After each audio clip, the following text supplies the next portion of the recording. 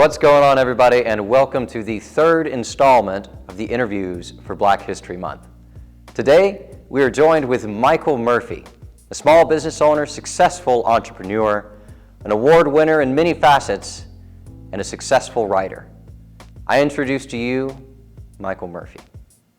Well, I think about it almost daily. My grandfather, I can recall getting in his Model T Ford, riding up the main street of North Carolina, and he would slap me on my thigh and say, tell me, son, don't be afraid to take the road least traveled. Didn't realize it then, but I soon found out that he was a Republican, probably the lone Republican. And as history has it now, I'm probably the lone Republican in my family. But he told me what it was like dealing with the race riots in Baltimore. And he had a good bit of Indian blood in him. He called him Indian Mac. He had the absolute Indian nose and all of that, a little Cherokee blood in him. But he told me what it was like, really passing, and how survival was. But he realized that there's nothing wrong with, as I said, taking the road that everyone else is passing up on. He called him Big Chief. He was a entrepreneur.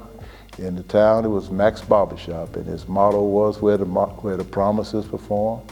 I was come there during the summer. I was growing up in Washington, D.C. Came there during the summer, and I was the shoe shine boy, and that's where I got developed my love for marketing, because during the week when the customers weren't coming in, I realized that I had the opportunity to go out and get customers. I would go into businesses, take the shoes off executives while they were behind their desks, and got them back before they had to go to lunch.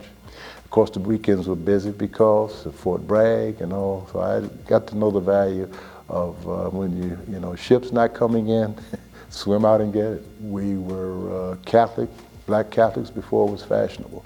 When the church that all of my family was baptized in and so forth, when it was being built, they said Mass in my grandfather's barbershop. And my brothers, we were all altar boys until we got too tall for the Catholics, so we had to let that go. But my oldest brother came from a segregated school there in Federal, so all the blacks went there. But he went on to become the first black to graduate from Stanford University. My next brother got a full scholarship to Fordham, again through education. I was, I guess, more the athlete, certainly not on the dean's list, but I had good family role models. And not only that, the power of extended family. I mean, when I came to town, the word went around fast. Mr. Mac's grandson's in town. I had to stay on my P's and Q's, because if I did something wrong, they would know about it before I hit the door returning somewhere. So. Michael Murphy, it was a pleasure having you with us today as we learned your story. If you enjoyed this content, please like, subscribe, and comment down below and let us know what you think.